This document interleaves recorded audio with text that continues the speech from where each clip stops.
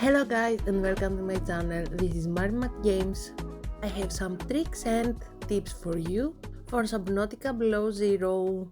So I made him a spy penguin and I had no idea what to do with him. Right now I am at the glacial bay. I saw these spots here and in other places.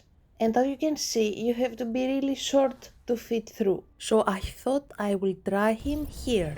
Another excellent tip for the cold: to consume old fevered pepper, especially if you don't have the cold suit.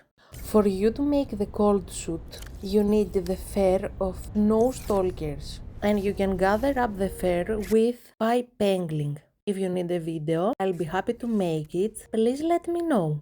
You put him down, take your remote, you press the remote and then you are the spy penguin. You move and he moves. Be careful because your character will stay out. So you have to be careful not to be close to enemies or cold because you can die. And in this area I found magnetite and I gathered it all up because we need magnetite for some very important crafts. Just so you know, the penguin has a storage space of 4 slots. And also his range, the distance he can go far away from you is only 17 meters. So he is helpful, but I personally only used him to grab the fur from the snow stalker one time, and that was it. But he's cute and fun. So if you go out, you will see your character. You let him be, open him up. You see we have 4 magnetite. We can empty the penguin and send him back again inside to grab the other loot that we need to have. To make him, you will need to find the fragments and scan them with your scanner. Tip number 2. We are still in the glacial bay. And you will have a few missions here. So I thought about crafting the snowmobile. I mean the snow fox by the name of the game. It's not too difficult to craft it. You will have to find magnetite first. All the other ingredients are pretty simple. You need to make the base for it, the hover pad, and through that you can craft your snow fox. You can customize it after you craft it and you can use any name that you like. Now, I have to let you know that I expected it to be way bigger from the poster of the game.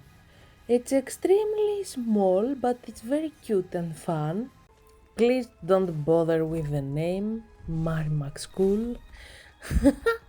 So I had a little bit of trouble to understand exactly how it works.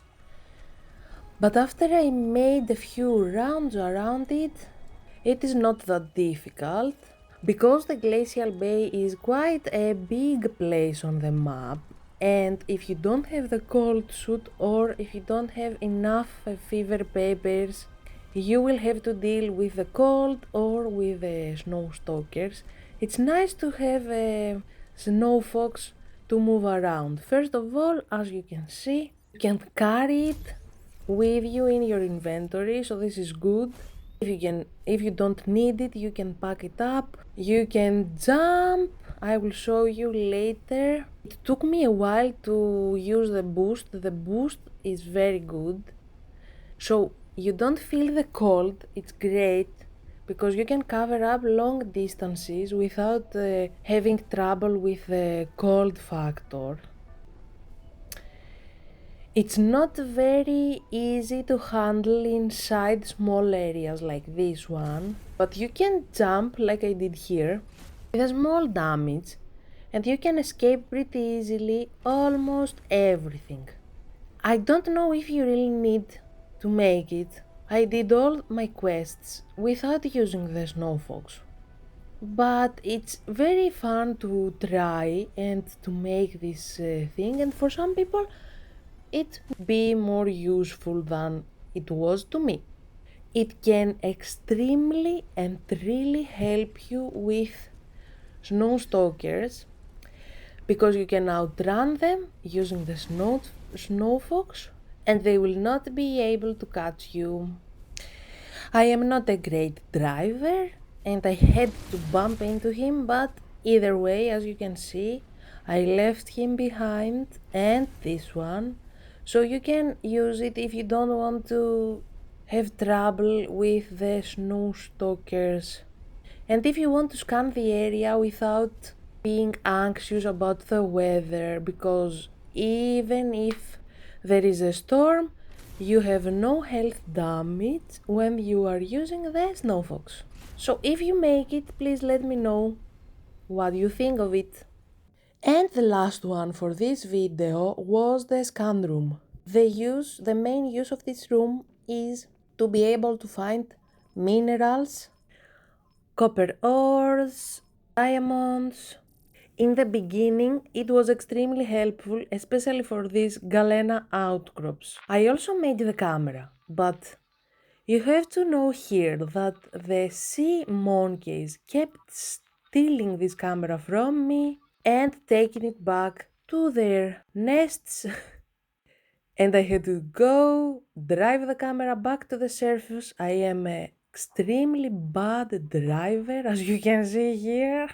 I almost destroyed the camera. I don't really know if you need the camera. I get the use of this is not to go by yourself and check some areas, maybe dangerous areas, and check with your camera, for instance, but to me, that wasn't helpful. I prefer to go by myself and take everything that I need. It was cool to make the camera drone though.